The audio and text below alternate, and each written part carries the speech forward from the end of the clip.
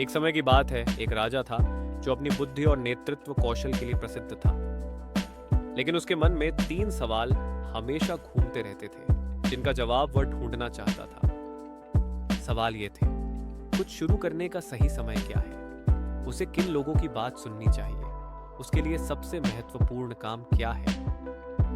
उसका मानना था कि अगर वह इन 3 सवालों के उत्तर जान जाए तो वह कभी असफल नहीं होगा। जवाब खोजने के लिए राजा ने अपने राज्य में ऐलान किया कि जो भी इन सवालों का सही उत्तर देगा उसे बढ़िया इनाम दिया जाएगा। बहुत से विद्वान आए, अपने अपने उत्तर दिए, लेकिन राजा को किसी का जवाब संतोषजनक नहीं लगा।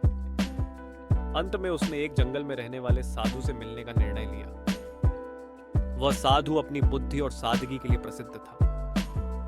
राजा ने अपनी शाही पोशाक छोड़ दी और एक साधारण आदमी की तरह साधु की कुटिया पर अकेले पहुंचा। साधु अपने घर के सामने जमीन खोद रहा था। राजा ने उसका अभिवादन किया और अपने 3 सवाल पूछे, लेकिन साधु ने कोई जवाब नहीं दिया और खोदता रहा। राजा ने खुदाई में उसकी मदद करने का सोचा और कुदाल लेकर खुदाई शुरू कर दी। सूरज ढलने लगा और तभी एक आदमी दौड़ता हुआ आया।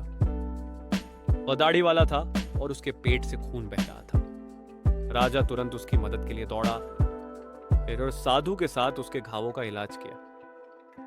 दाढ़ी वाले व्यक्ति की जान बच गई। मुझे क्षमा करें महाराज। जब उसने होश में आकर बात की तो उसने राजा से माफी मांगी।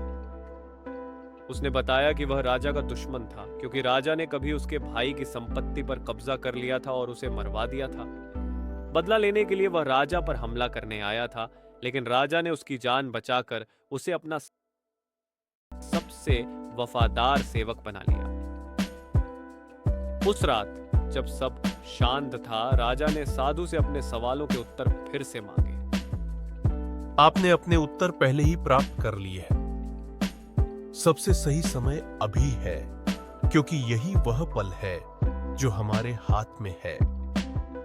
सबसे महत्वपूर्ण व्यक्ति वह है जो इस समय आपके साथ है, और सबसे आवश्यक काम उस व्यक्ति के लिए कुछ अच्छा करना है। राजा ने महसूस किया कि उसके सवालों का उत्तर हमेशा उसकी आंखों के सामने था, लेकिन उसे इसे समझने के लिए सही अनुभव की आवश्यकता थी। उस दिन से उसने अपनी प्रजा के साथ सहानुभूति और तत्कालता के साथ काम करना शुरू कर दिया।